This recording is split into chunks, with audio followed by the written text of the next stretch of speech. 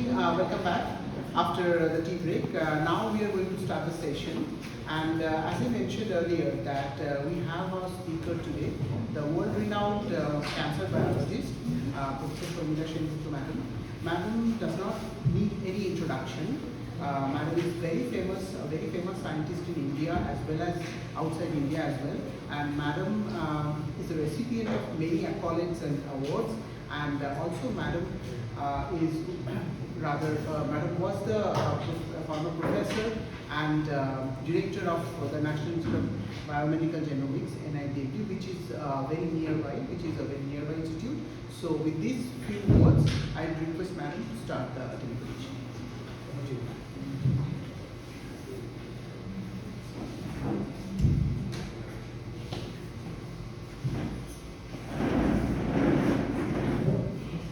Once again, thank you, Shuman, for inviting me to this prestigious workshop. I'm indeed very thrilled to be here to present my work in front of the students. It might sound, when I go into the work, it might sound a little tough, but you don't have to go into the greater details. I will tell you how we have addressed the problems using NGS and various kinds of databases and bioinformatics tools. So essentially the workshop is to do with this. So I will tell you how we have designed our work and gone ahead with it. So I've worked with cervical cancers, and I hope many of you know what. So this is a very prevalent cancer. It is, although it is the fourth most common cancer among women worldwide. And in India it is the second, and I'm going to show you the data. So this is, as per the WHO data, 6,60,000 new cases and 3,50,000 deaths were recorded in the year 2022. So the death rate is very high. So you must note that. And mainly this disease is prevalent in low and middle income countries, and India is an LMIC. I hope you all know that. We are still an LMIC, and in India it is also very prevalent. So Sub-Saharan Africa, Central America and Southeast Asia, these countries together contribute to 94% of the deaths. So you can imagine how grave the situation is in these countries. We cannot save the women who suffer from cervical cancer.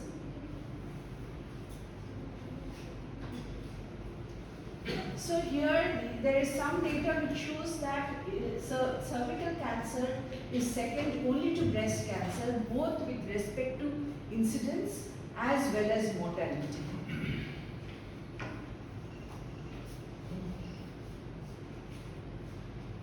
Now to explain, if you look, this is the human reproductive tract, and if you look at the uterus, the cervix happens to be the mouth of the uterus which opens into the vagina. So it has two parts, the external part which is called the ectocervix, and the internal part it is called the endocervix. The ectocervix is lined by squamous cells, means flattened cells, the types that we see on the skin surface, and the endocervix is lined with columnar cells, and at the junction of these two layers is called the squamocolumnar junction, and the disease actually initiates at the squamocolumnar junction. So as we move on, it is well established that human papillomavirus is the major factor which drives cervical cancers, which initiates cervical cancer development. So, and this is a non-enveloped double-stranded circular DNA virus. There are many kinds of, this is the protein coat, this is the coat, and this is the DNA inside. And there are actually more than 200 types of human papillomaviruses which have been identified, and the differences between the types are based on their genome sequence. Little changes between the genome in the genome sequence gives rise to the different types of the virus. Out of these 200 types that have been identified, a few types like 16, 18, 31 and so on and so forth, they are called high risk because these are the ones which are known to cause cervical cancer. The rest, there are again a few types which are called low risk types because they do not cause cervical cancer, but they are associated with genital wart formation. So, interestingly, it has been observed that almost 99.7% of the cervical cancer cases are HPV positive. So, HPV happens to be very essential for cervical cancer development. Now, if you look at this data, I said that there are many different types of the virus, but only the high-risk types cause cancer. So, among the high-risk types again, HPV 16 happens to be the most prevalent. And this is the Indian data, which shows that together 83.2% of invasive cancers are 16 and 18 positive, and the breakdown is HPV 16 is almost 70% and HPV 18 is almost 14%. So, therefore, in our studies we focused our attention on the HPV 16 positive cancers because that is the most common type found in India. So here, this is a schematic representation of the viral genome. It is very important to know this because, the viral genome is divided into three parts. The early region, which harbors the early genes, which are labeled as E6, E7, E1, E4, E2, and so on. And these genes encode proteins which are the functional proteins of the virus. And the late region encodes the late genes L1 and L2, and the proteins produced encoded by these genes, they participate in the formation of the virus structure. And then there are some non-coding regions which are the regulatory regions.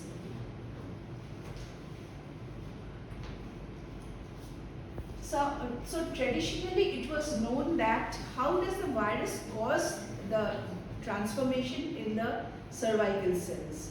It was classically known that the E6 oncoprotein encoded by the virus, it interacts with the P53 protein and functionally inactivates P53.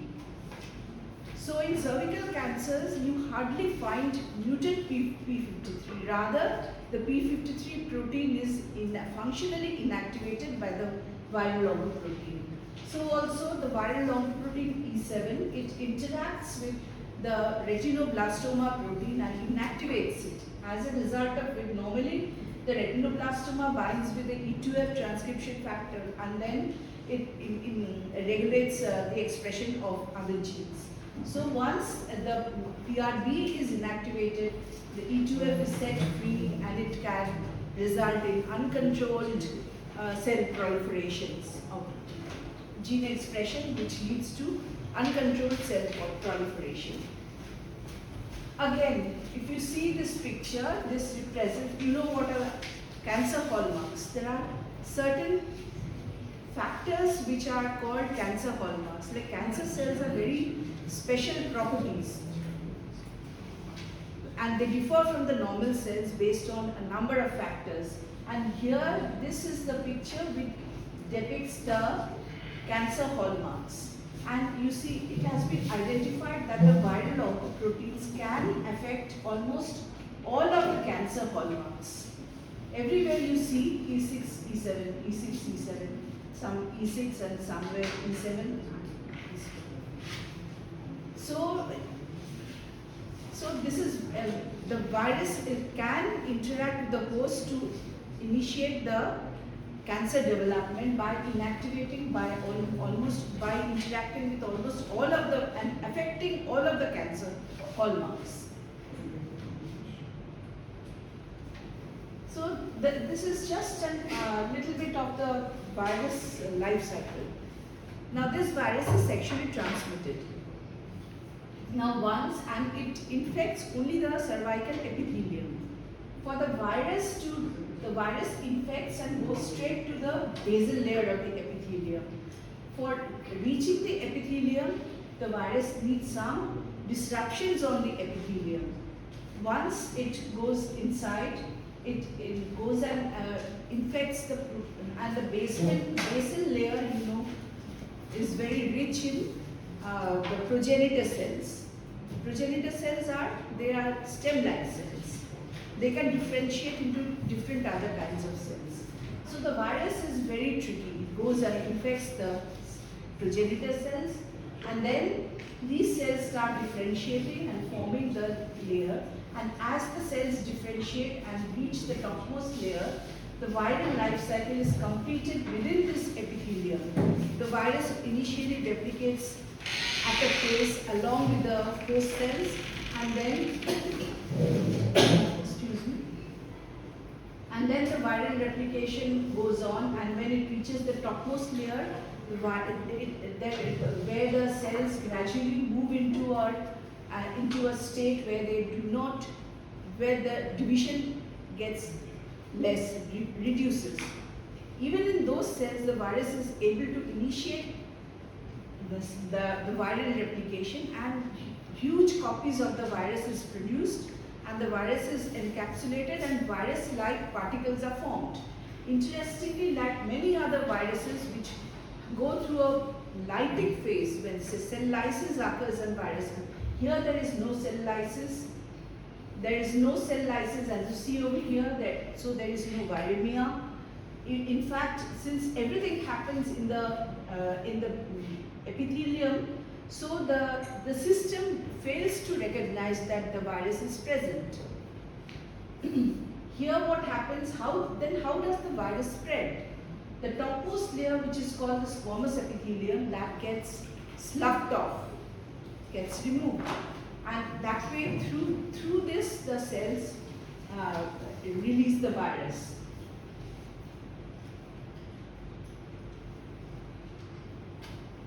Now, if you look at this picture, this is just a depiction of how the virus infection induces cancer. Initially, there are very few cells in the epithelium which get transformed. Then gradually it spreads across the entire epithelium. And once the epithelium is fully infected, then the cells are transformed. Then a tumor formation starts. The tumor then starts invading. That means breaking the basement membrane and entering into the stroma. So this is how the initiation of cervical cancer starts. So if you see from the normal cells, what happens is that the virus infects, and then gradually the cells progress to a stage called pre-cancer, and from pre-cancer low-grade stage to pre-cancer high-grade stage, and then to cervical cancer. If you look at the timeline, it takes about 1 year for the virus to either remain or to clear off. If the virus stays back, which is called persistent infection, then it takes almost 5 years for the cells to go through all these transformations, from low-grade lesions to high-grade lesions, and from low and high-grade lesions to cancer. It takes almost 10 years. So it's a span of 10 to 15 years it takes for an individual who is once infected to develop the disease. So that's a huge time period. Now, if you're able to give some interventions during this period, if you're able to identify the virus, if you're able to see that the cells are there are cellular changes occurring in the cervical epithelium, then you will not let this patient move into cancer. You can pretty well keep this patient away from cancer, save the patient.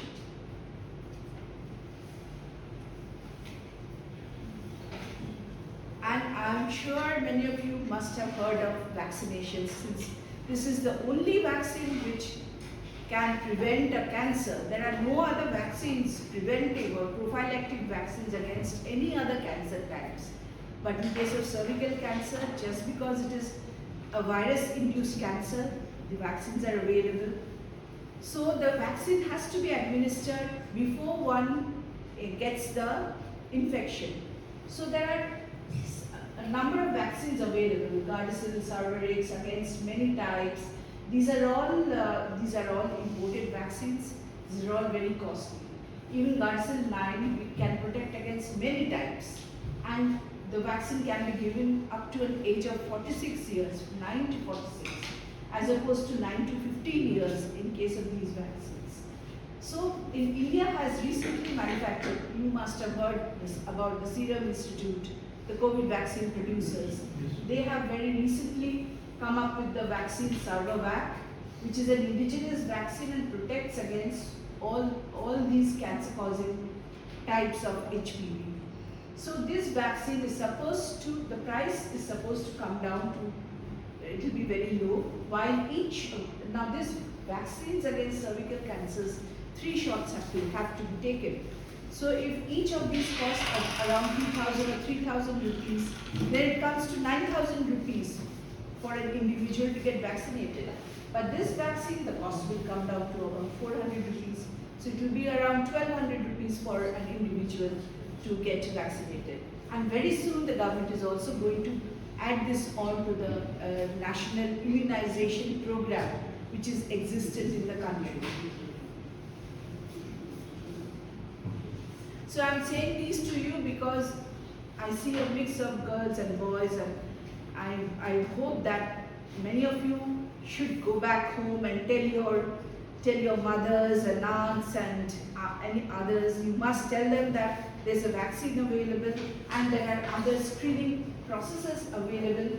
As I talked to you, that precancers can be detected early, HPV infection can be detected early. It only involves an examination of the cervix using a device called a speculum, and then scraping out the cells from the cervix, putting them on the glass slide and staining them to see if there are cellular abnormalities, or else, and collecting the rest of the slides in a fluid and isolating the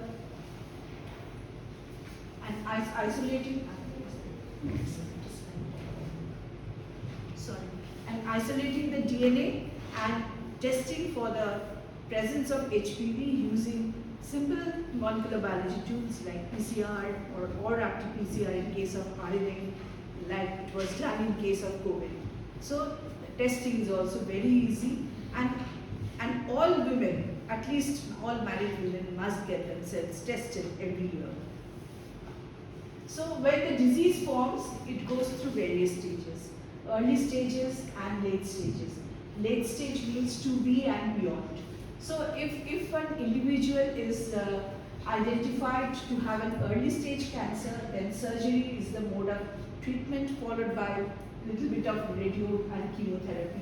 But if the disease advances, advanced disease, which also includes metastasis, that means the disease spreads throughout the body to other regions of the body, then the treatment options are different.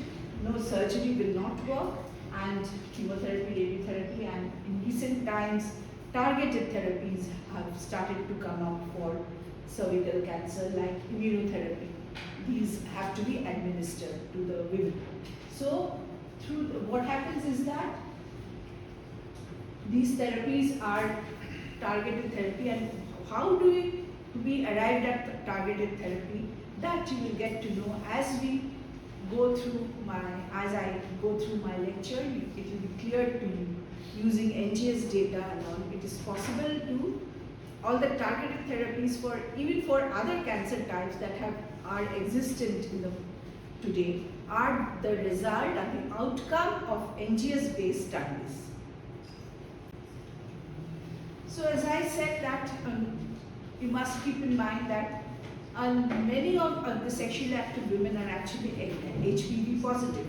But out of those, 90% are able to clear out the infection, through their own natural immunity or maybe through other genetic factors and so on, but only 10% have persistent infection who go on to develop the disease, which suggests that a number of factors are responsible. The epidemiological factors like smoking, the use of contraceptives, number of sexual partners is very important. And then among the other human host factors like the genetic factors, epigenetic changes within the host genome, and dysfunctional immune response. These are all very important. And also some of the viral factors like virus type, viral load, that means how many copies of the virus are present in the cell, and the epigenetic changes within the viral genome, and viral variants as well. So therefore, cervical cancer is a multifactorial disease and several aspects need to be looked at. And what is the goal of this study? The overarching goals of our study are to provide improved genomic signatures for prediction of disease progression, disease recurrence. Recurrence means when you are treating a patient, the disease initially seems to go away. The patient is good. After some time, the disease again comes back. So that is called recurrence. It might come back at the same site, or it may come back at other sites, it might metastasize. So that is called recurrence. And failure of standard treatment for improved disease management. There are standard therapies, I told you, surgery, chemotherapy, radiotherapy, and those kinds of things. When a patient dies, the therapy, it's a therapy failure, we would say. So that way, so all these aspects are, the goal of this project is to provide improved genomic signatures for predicting all these things and to identify actionable targets on biological pathways for cervical cancers. So this we have done under a project called the Systems Medicine Cluster, which was a big project funded by the Department of Biotechnology. And you just heard Dr. Richie talking about the various kinds of DBT funded projects. This was also a very big project which ended in 2020, but the data generated is so huge that we are still able to analyze the data and write papers out of that data. So basically what I'm going to talk about is to identify the HPV-16 positive subtypes among the cancers that could be targeted suitably through identification of appropriate markers for the prevention. Tertiary prevention means when you are curing a patient, that way you are also bringing down the load of cancer burden. So that's called tertiary prevention. So we want to reduce the cancer burden by giving appropriate therapy. So now I'll go straight into my work, how we have done. So through earlier studies from a laboratory, we have seen that there's a lot of heterogeneity among HPV-16 positive cervical cancers. Not all cancers are of a similar type. There are various different kinds of cancers existing. And these are based on the viral physical status, viral oncogene expression, viral load, viral lineages. For example, if I take the case of viral load and viral oncogene expression, we identified two cancer subtypes. One in where there was the presence of episomal, either in the pure episomal form or integrated and pure episomal forms of the virus in the cells. Clubbing these together, we say these are the episomal cancers, and they had very high viral load and high viral oncoprotein expression. And the other group where it is pure integrated, that group had low viral load and low E7 oncoprotein expression. So these two types of cancers apparently seem to be molecularly distinct. So they might not respond to the same kind of therapy that is given to the patients. They might require different kinds of therapy to be given. So here also we sequenced the viral genome, the complete genome, and then we identified several lineages of the virus. there are many lineages, about 10 lineages, out of which we identified that a lineage called HPV16A1, which is the most prevalent type in HPV16. When this viral variant is present, the cancers tend to harbor episomal viral genomes. They have high expression, high viral load and high expression of E7. And the ones with the other lineage, that is D1 and the D1 lineage and D2 lineage, they usually happen to be in the integrated form, and they have low E7 expression and low viral load. Again, this calls for differential therapy to be administered to the patients.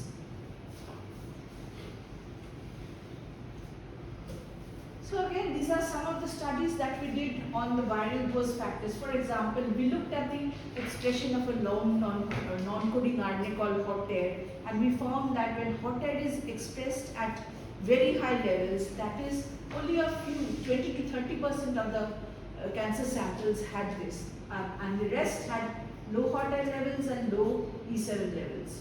So here, the ones which had high HOTAIR expression and high viral oncoprotein expression, we looked at the gene expression profile. This was done through gene expression profiling by microarray assay, and we identified that these like cellular movement representing cell migration and invasion, and these cancers were very aggressive. What we recorded, cellular movement and like cell migration, was enriched in these types of cancers, whereas here we did not find, in case of the other cancer group, majority of the cancers which had low HOTAIR expression, did not have the metastatic signatures. So we also showed that based on the viral HPV integration types, integrated cervical cancers and episomal cervical cancers, we looked at the microarray data, gene expression microarray data, and together with the microRNA profiling we had done. And we found that here what happens is that in case of the ones with integrated, we found certain differences between two subtypes. These two subtypes, the ones with integrated virus and ones with episomal virus, they showed distinct patterns of microarray expression and gene expressions. So again, these two are phenotypically, there are two types of cancers existed among cervical cancers. So I will just skip this slide. So taken together, this suggests that we need to look at whatever cancer we are studying, we need to look at them at a multi-dimensional level. With the NGS technologies, we can look at the transcriptome profile, that is the gene expression profiles. We can look at the genome sequence data, genome sequencing, either whole genome sequencing or exome sequencing. We can also look at the changes at the DNA level, like the methylones, we can and other histone modifications, etc. So, what I'm going to talk to you now is that the data that we generated based on the RNA-seq of cervical cancers. So, identification of biologically and clinically relevant, what we did, we used that data to identify biologically and clinically relevant differentially expressed coding and long non-coding genes in HPV16 positive cervical cancers. Almost 98 to 99% is non-coding. Therefore, we cannot throw this out. Initially, these were thought to be junk, but these days, after the support macromolecular complex assembly through scaffold formation, and they are able to bind and inactivate microRNAs through a sponging effect. Means they can just soak up the microRNAs and prevent them from performing their function. And can regulate mRNA stability.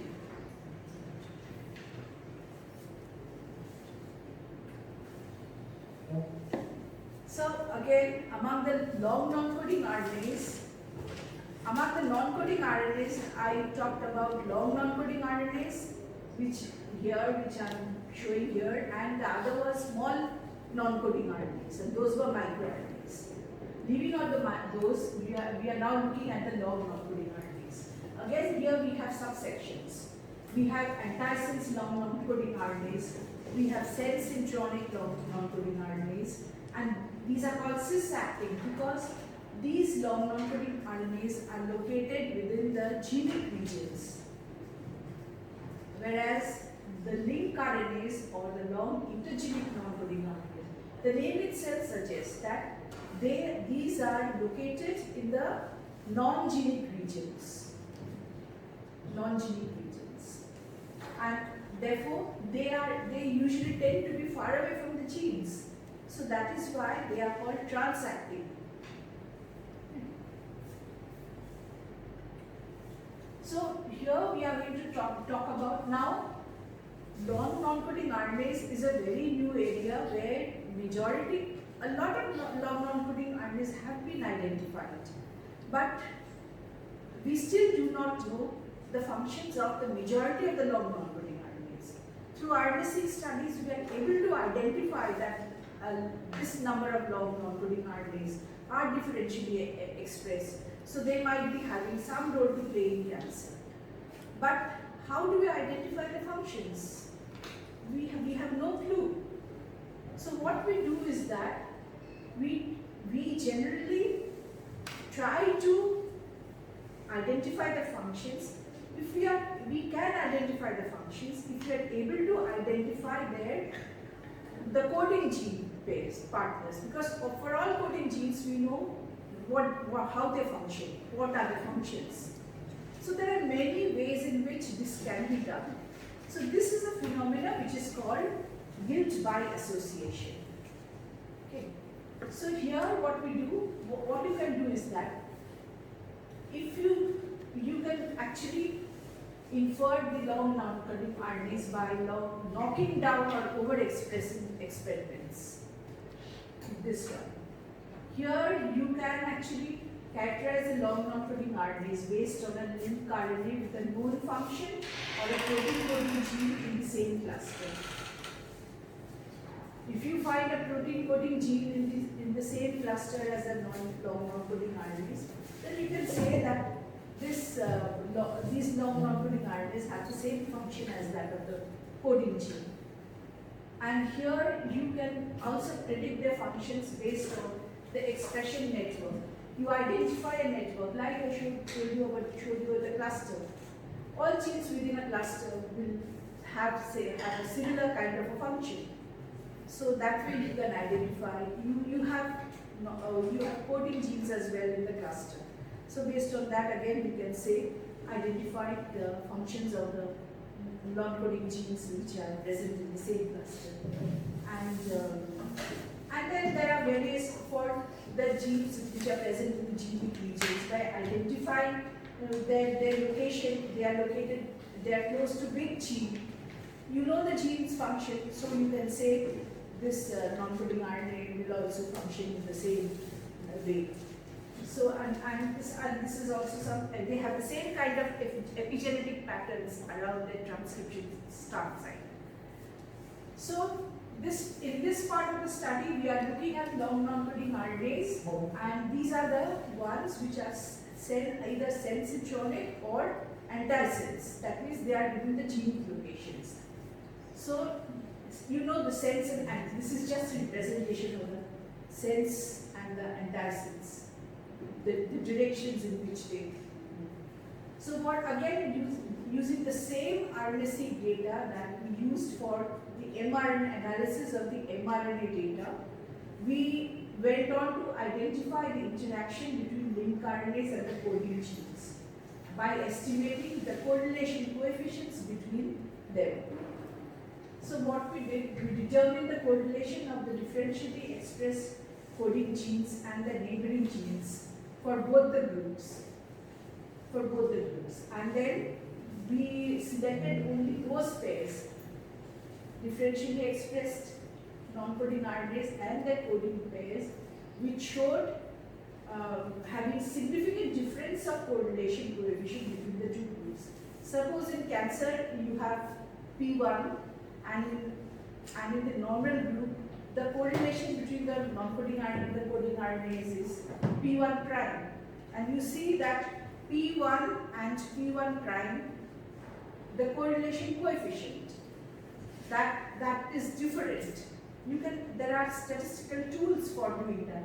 Then you can say that if it is in the normal, if it is higher, you say that it does not have a role in cancer. It has something to do with the normal cell functioning. But if it is higher in case of cancer compared to the normals, you say that this pair has some function in the cancer development.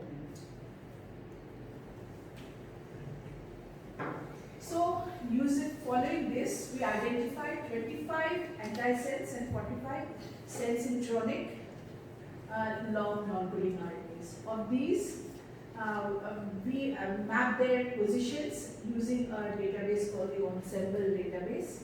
We identified the locations, and out of these 83, we found that 79 were significantly correlated with their coding genes in both cancer and controls.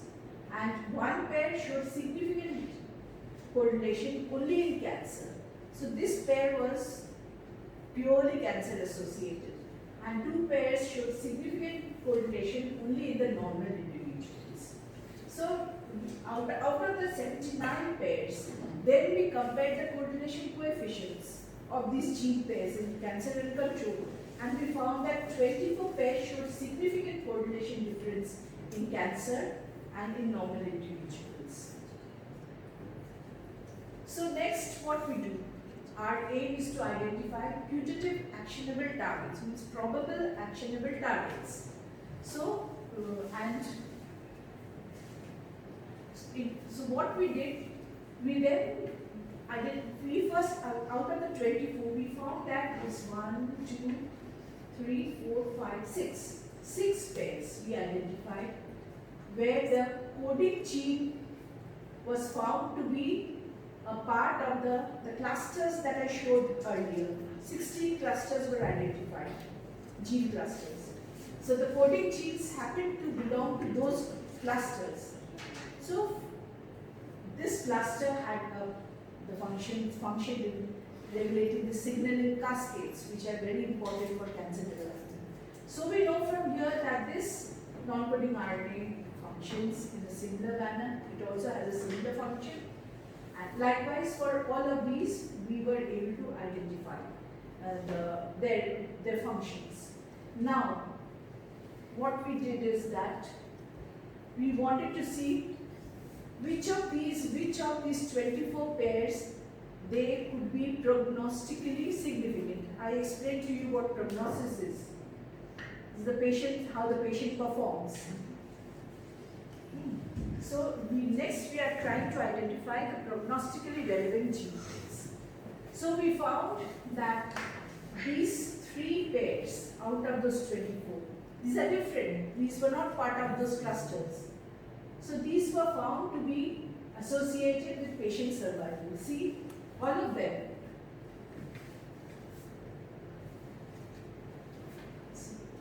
All of them at high expression supported patient survival, because the patients performed well, survived better when they were expressed at high levels, for both. And this is a representative, but we also found some of those pairs where only one partner, either the coding or the non-coding, happened to be associated with patient survival. So this way we identified this MAL gene to be a prognostic gene, and this is another non-coding gene which was identified to be a prognostically relevant gene.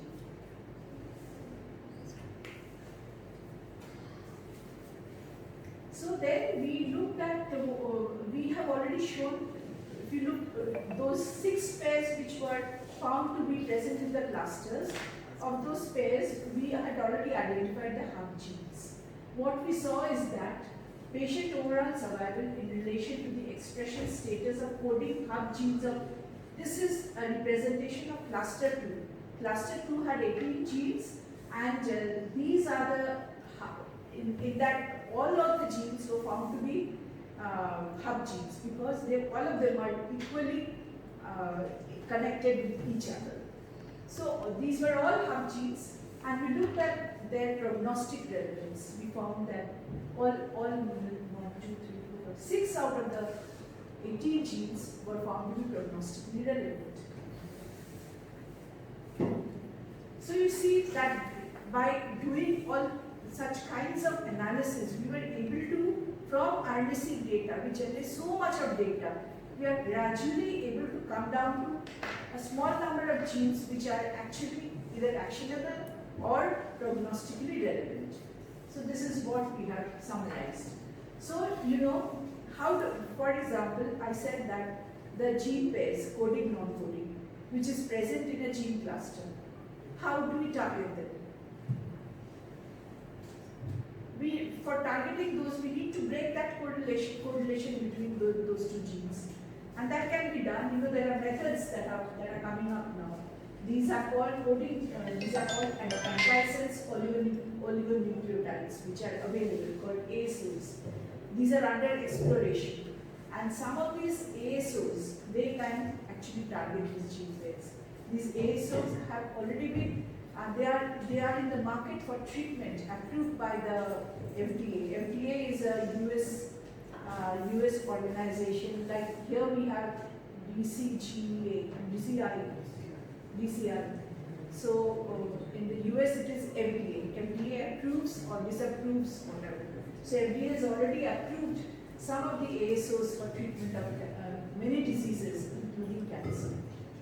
So taken together, our study strongly highlights the cooperative role of differentially expressed long non-coding RNAs and differentially expressed coding genes in cervical carcinogenesis with the potential of translation. We published this very recently in Human Genomics, which is an official journal of the Human Genome Organization, who were the first to actually complete the human genome sequence. So now I had shown you that the long non-coding RNAs are of different categories. So far we dealt with only the genic region long non-coding RNAs. We are still left with the intergenic regions, non-coding RNAs. So intergenic region is huge, and there are many big RNAs will fall into this category. How do we map their functions? It becomes very difficult. We cannot adopt the same method that we did for the genic regions because in the genic region we were able to identify their coding gene partner. And so we went on and did all kinds of analysis. But here what do we do? So I'm going to describe to you about this. Link RNAs have the similar kinds of function as the antisense or sense syndrome. So here we had to take the help of this analysis protocol called the weighted gene co-expression network analysis. I'm telling you, I'm not going to describe the details of this. I'll just tell you what we have done using this, because explaining this, a different set of people, experts are required to explain how do you use this. We just used it and we got the results and analyzed the downstream data. So here, weighted WGCNA analysis was performed, and in HB16, again we used the same data, RNA-seq data that we had generated on the same set of samples, 44 cancer samples and 34 normal samples.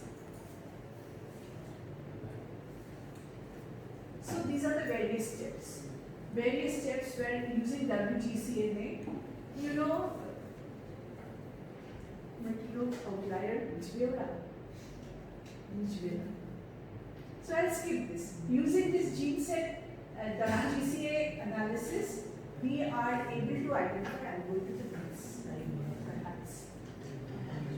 So these are the numbers, again the numbers and the coding genes, both. So it is assumed that all genes present within the modules will function, will have the same kind of function. They seem to be correlated and they will have the same kind of function. From there, by identifying which are the link RNAs and which are the mRNAs present in these modules, and based on the mRNA functions, we should be able to say that these link RNAs have the function similar to the coding RNAs. Okay.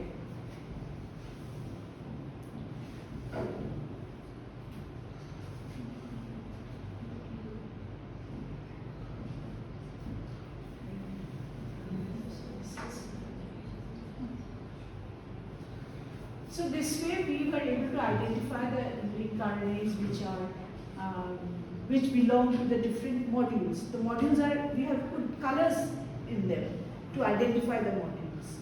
And what we did is that we also did another analysis. You know, the patients have different kinds of traits, like some of the patients have lymph node involvement. If a patient has lymph node involvement, that means the patient's cancer is aggressive. It is tending to get metastasized. So that is a more aggressive form of cancer. But if there is no lymph node involvement, the cancer is still in a stage which can be managed. I won't say early stage, even late stage cancers might not have lymph node involvement. Okay. So that way, even as I told you, the virus can exist in different forms within the integrated or episomal. So these factors also have a relation with the link RNAs. And then association with overall survival. So for each of these modules, like the turquoise module, this was found to be associated with lymph node involvement and viral physical status. The blue module was found to be associated with viral physical status. And the yellow module was found to be associated with overall patient survival. And the green module was associated also with overall patient survival.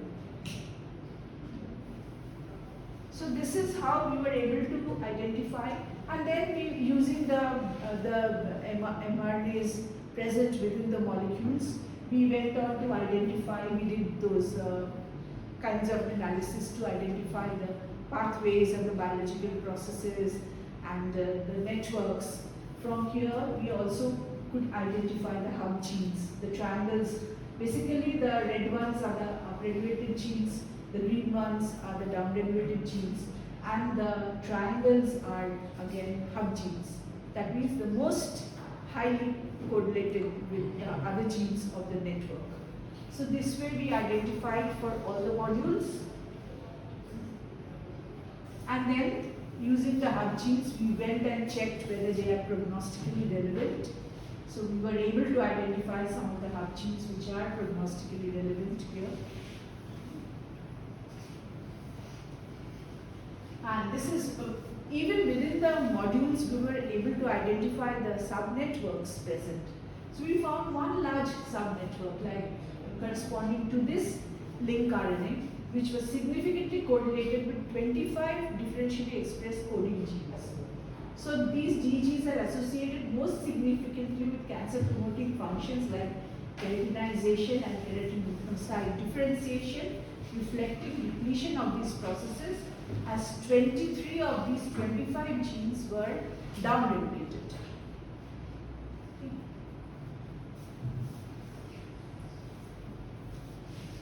So this is just a depiction of, there are no other Indian data available. Normally, when you do the NGS analysis, it is expected that you validate some of your data at least using a different method.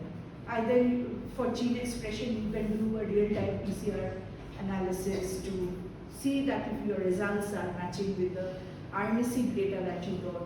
Or in case of exome-seq, for example, you identify a variant, then you try to do some other kind of either you use a different method to see that you get the same variant, or you can do is that you use a different set of samples, another different independent set of samples, and you see that whether your finding matches in this new set of samples. That's called validation. Or even if you are unable to do all these things, there are databases like cancer databases like the TCGA. And I do not know whether you have heard about this, the TCGA database, the pan-cancer database, the Cosmos database. Then there is another database, the ICGA database, where you have all the sequencing NGS-based data sets on different cancer types are available. You can actually download the data from there and check your findings, see if your findings relate with those. What we found is that in our case, in case of all the modules that we identified the link RNAs and the coding genes, and we did our analysis with the TCGA data set, cervical cancer data set, HPV 16 positive cervical cancers. We were able to, similarity was in general around 50%, and only in case of the turquoise model, we were unable to confirm this. But we cannot say that this data is junk. We cannot throw this away because the populations are different. In TCGA, the populations that have been studied are different. You don't have any Indian population data over there. You have Asian data, and they're only of about 12 or 20 samples, and those Asian samples are from the East Asian countries mostly, not even South Asia or Southeast Asia. So we attributed this to population-specific differences can exist. So taken together, this suggests that India needs their own independent data set on all cancer types in case of any disease. Why cancer? It could be for any other disease. So that is what Dr. Chauhan was Mahajan was talking about from DBT, about the Genome India project. That is a project that is being done to address this problem. They are generating the basic data set on, these are all normal individuals, not diseased individuals. They are getting the basic data set to see what are the baseline variants present in the Indian population, so that you can subsequently, when you are doing disease-based studies, you can relate your findings to those. You can check your data with those. So this is just a summary of what I talked about. Now I come to the last part of my talk. I hope if you allow me to continue, I will, otherwise I shall stop. If you are not tired, I see that you are tired indeed. If you tell me, I can stop. See.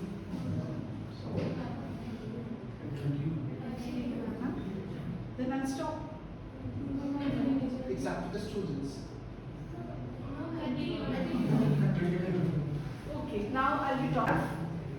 We have now cervical immunotherapy is a very in thing. It is also a form of targeted therapy, and immunotherapy is being used widely in case of cancer treatment.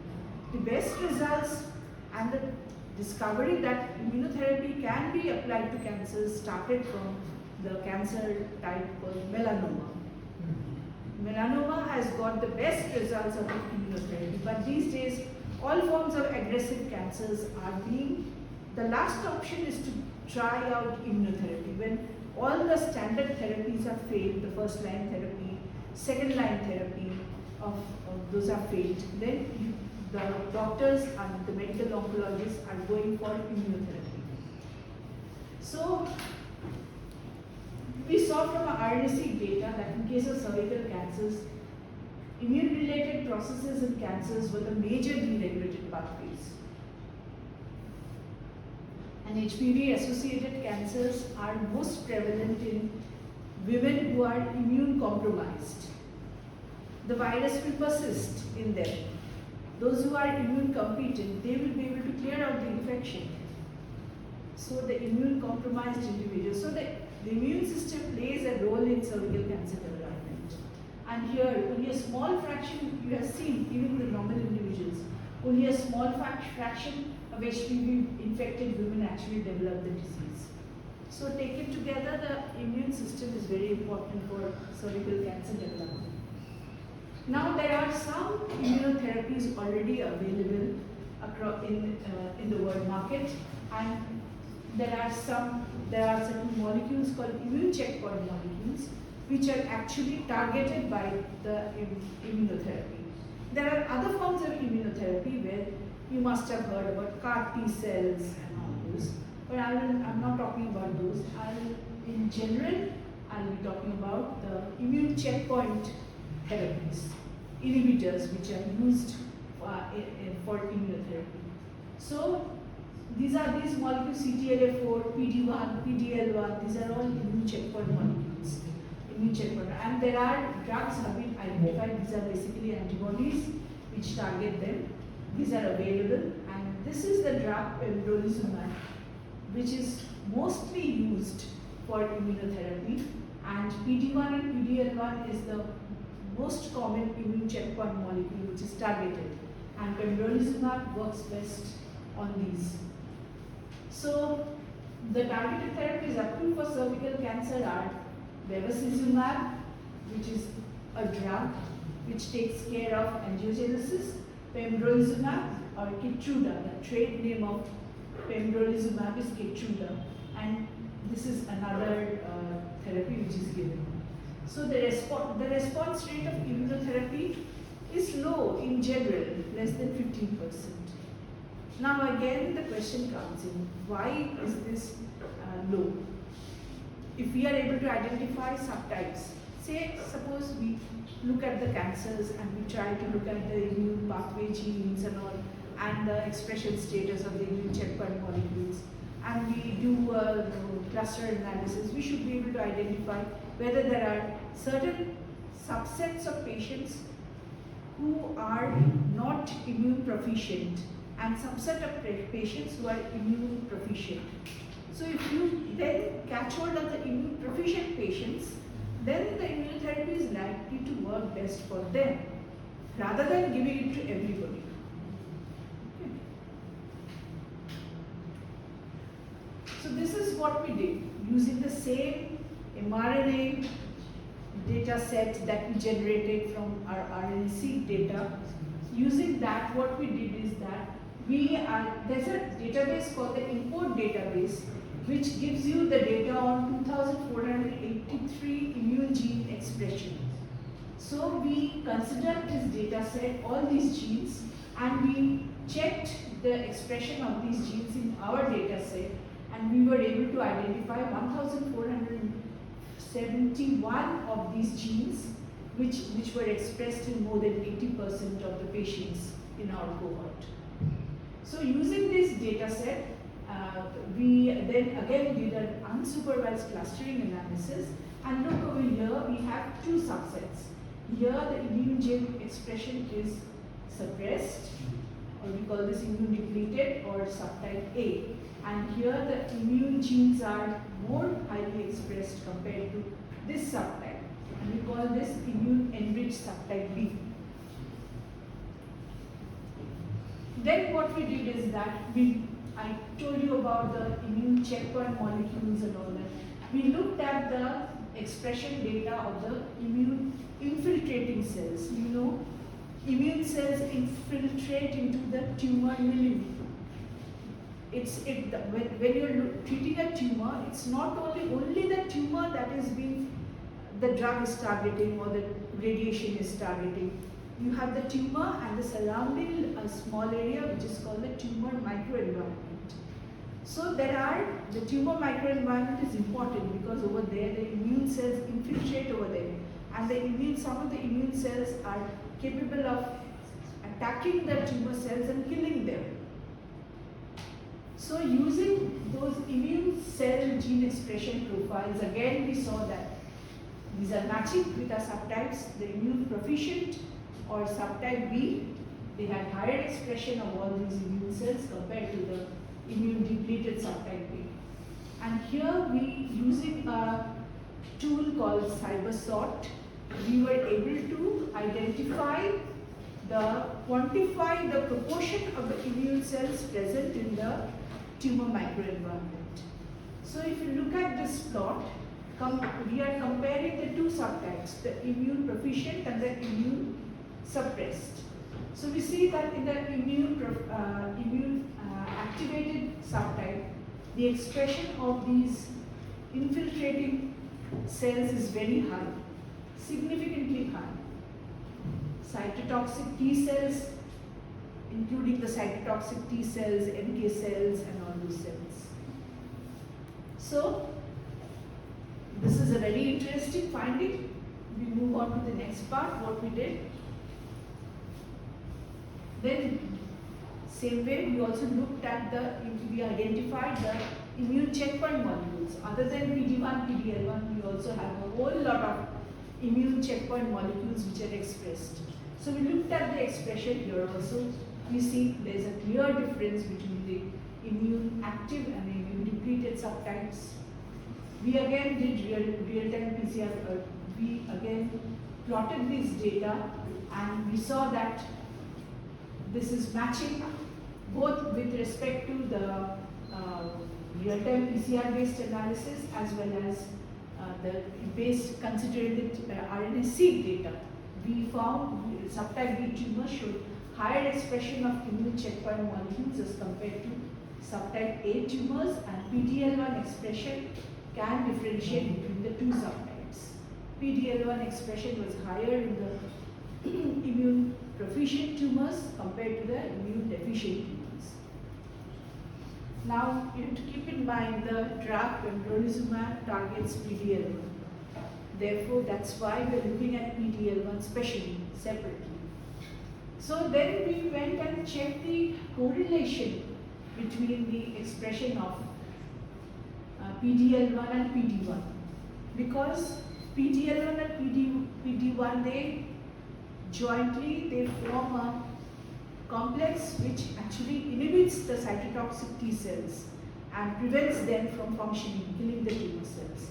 So if you should be able to break the correlation between these two molecules, PD-1 and PD-L1, and pembrolizumab does that exactly. So we checked the correlation. Based on RNA-seq data, we did not find any correlation. However, here in case of subtype B, in subtype A, we did not find any correlation, but in subtype B, we did. It was a significant correlation. And here, again, by doing qPCR, also we have the same findings. See, it is so strongly correlated, correlation coefficient 0.75 and p-value 0.002. It's highly correlated. So the correlated co-expression of PD-L1 is subtype, but not within subtype A. So these patients are likely to be, the subtype B is likely to be sensitive to immunotherapy. Then again, we looked at using, now we have two sets of cancer samples. One is the subtype B and one is subtype A, immune active and immune depressed. We compared the gene expression profiles, the mRNA-seq data of these two subsets, and we found that subset B was more aggressive than subset A. So this is another clue that these immunotherapy would work against these subtypes. Now we were able to group the two groups on the basis of 1,471 immune genes. The clusters were formed using those. But actually that number is very big. So we again went on to do, we used another statistical tool called the stepwise discriminant analysis. And from there we came down to a set of 10 genes. These 10 genes without considering 1471 genes, we can use this 10 gene subset to actually clearly differentiate between subtype B and subtype B. So we thought that this set could act as a gene panel for identifying the immune active and the immune depleted cancers. So we went and checked their diagnostic potential. For this, we did this. Again, we don't have to. This is just a tool to confirm that they can act as good diagnostic markers. This is called the plots of ROC curve, ROC analysis, receiver operating curve. So from the area under the curve, here AUC values. See, these AUC values are very high. All of them have very high AUC values. From here, we infer that these genes may serve as a diagnostic biomarker panel to differentiate the immune subtypes. So let's get this. So, taken together from our RNA-seq data, we have been able to identify a host immune gene panel for differentiating the immune active and immune suppressed cancers, and we proposed that there was a we also saw that there was a higher infiltration of immune cells in the tumor microenvironment of the immune active tumors. We suggest that other than the immune checkpoint molecule therapy, immunotherapy based on also tumor infiltrating lymphocytes or TILs, they are called TILs, can also be thought of. Somebody has to take up from here and work on it to see whether they can design a therapy based on T lymphocytes. Okay. So this is all that I have to say. I hope you understood that from huge amounts of data generated through NGS, RNA-seq data, you can actually do specific analysis and downstream analysis and should be able to identify actionable targets, prognostic markers, and even biomarkers of the disease. So I have this stand to acknowledge the people who are associated with my work, my PhD students. The last part of the work that I talked about, we published in tumor biology last year. And here, and I forgot to say the link RNA work that I talked about, the link RNAs in the gene. That part of the work we had published in the journal, prestigious journal, Carcinogenesis, this year. So here, these are the two students, Abhishekta and Avarna, who worked on, without whose active support, this publications wouldn't have come. And they have also their thesis, two of them have submitted their thesis, and which is based on this work. Abhishekta has, I did not describe the other part of her work, which is on exome sequencing, which is also very interesting. If I get an opportunity, sometimes I'll talk about that. And I'm grateful to them. And I'm grateful to the assistant Dr. Nidhan K. Biswas and his student Honor Ghosh from NIBMG. They have helped a lot in analyzing the data. We got a lot of technology guidance, and from Professor Arindam Mithru, who is the Deputy Director of NIBMG, and he has also acted as the co-guide of my students. And the sequencing team, all members of the genomics lab who helped my students in implementing or conducting these experiments. The Systems Medicine Cluster Project, this project was funded, as I told you the name of the project, the Systems Medicine Cluster. This was funded by the Department of Biotechnology, and the samples we got from samples and clinical data were provided by the Tata Medical Center, Kolkata, and we are grateful to all the women who voluntarily gave the samples to us for our research, and I'm really indebted to Professor Partha Majumdar, who is the National Science Chair and the founder director of NIBMG. When I joined, the institute was founded by Professor Partha Majumdar, and I joined very soon after the formation of this institute. quitting my job at ISI. And so he has been an immense support and provided all his guidance and the genomic analysis and all those things. So this is all I have to say. I'm thankful to you for this.